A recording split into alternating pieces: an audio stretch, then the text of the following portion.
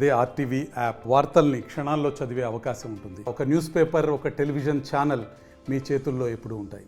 రాష్ట్రంలో ఉన్నటువంటి ఇల్లు స్థలాలు లేని నిరుపేదల కోసం గత ప్రభుత్వం ఏదైతే పట్టణాల్లో సెంటున్నర, గ్రామాల్లో 2 సెంట్లు ఇవ్వాలని, వాస్తవానికి సెంటున్నర ఎక్కడ చాలదు. కాబట్టి ఈరోజు భారత కమ్యూనిస్ట్ పార్టీ డిమాండ్ చేస్తూ ఉంది.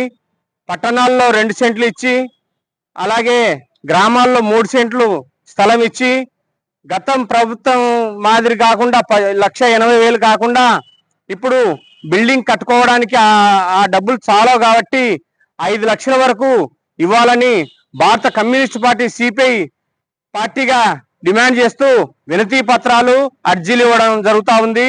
ఈరోజు బనగానపల్లె పట్టణంలో సచివాలయం 1, సచివాలయం 2, సచివాలయం 3 3 సచివాలయాల్లో ఈరోజు బాధితులను తీసుకెళ్లి అర్జీలు ఇవ్వడం జరిగింది.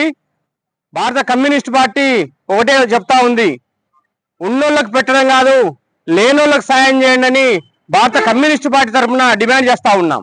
కొల్లింగుండ్ల, సంజామల, కోవెలకుంట్ల, అవుకు అన్ని మండల కేంద్రాల్లో ఉన్నటువంటి సచివాలయాల్లో ఈరోజు భారత కమ్యూనిస్ట్ పార్టీ సిపిఐ తరఫున నిరుపేదలకు ఇళ్ల స్థలాలు, ఇల్లు కట్టించాలని భారత కమ్యూనిస్ట్ పార్టీ సిపిఐ తరఫున డిమాండ్ చేస్తా ఉన్నాం. మరిన్ని వీడియోస్ కోసం ఛానల్ ని సబ్స్క్రైబ్ చేయండి, లేటెస్ట్ అప్డేట్స్ కోసం వాట్సాప్ ఛానల్ ని ఫాలో చేయండి అండ్ లింక్ డిస్క్రిప్షన్ లో ఉంది.